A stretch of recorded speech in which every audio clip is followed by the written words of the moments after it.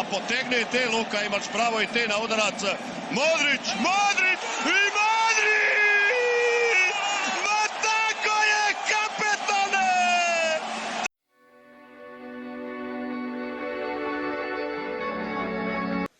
UEFA's Player of the Year is Luka Modrić! Bravo za našeg Luku Modrića, bravo još jednom za našeg kapetana.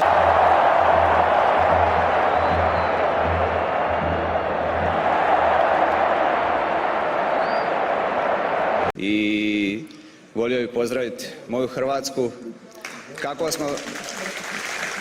Kako smo samo prekrasno ljeto imali, hvala vam na predivnim emocijama. Uživali smo, hvala vam na iskrenoj podršci i šaljem vam velike pozdrave. Bravo, bravo za Luku Modrića. Novinarsku profesiju, a pogotovo u ovom trenutku kad imamo najboljeg nogometaša svijeta. Luka, pokaži malo ovaj trofej.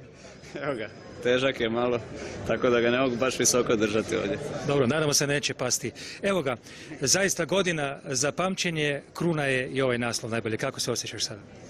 Pa je, kao što ste i sami rekli, godina za pamćenje, da sam mogao sam birati godinu ne bi ovako izabrao, ni ja sam. Tako da stvarno fenomenalna godina, najbolja definitivno u mojoj karijeri, kako kolektivno, tako i sa ovim individualnim nagradama i naravno s ovom na kraju što je nagrada koju dodjeljuju i za koju glasaju kolege, suigrači, treneri, novinari i navijači, tako da stvarno me čini ponosnim što sam uspio doći do ovoga i zahvalan sam naravno svima koji su glasali za mene da dobijemo ovu prestižnu nagradu. Mislim da nije bilo dvojbe. Cristiano Ronaldo nije došao. Jesi čuješ možda s njim od kako je otišao iz kluba?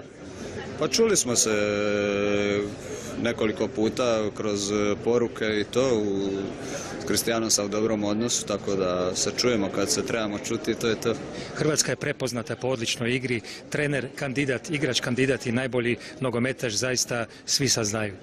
Pa drago mi je da je Hrvatska prepoznata u svijetu i prije je bila i sad još i više nakon ovog našeg uspjeha i drago mi je da je tu izbornik bio među kandidatima jer je to definitivno zaslužio nakon godine kako je imao s nama otkad nas je preuzeo i evo tu sam ja kao s ovom nagradom, tako da drago mi je da je Hrvatska cijenjena u svijetu i da se prepoznaje naš rad, naša želja, naša pripadnost bojama hrvatskim, tako da to me sve čini, ne samo mene, nego općenito sve nas suigrače i izbornika jako ponosni.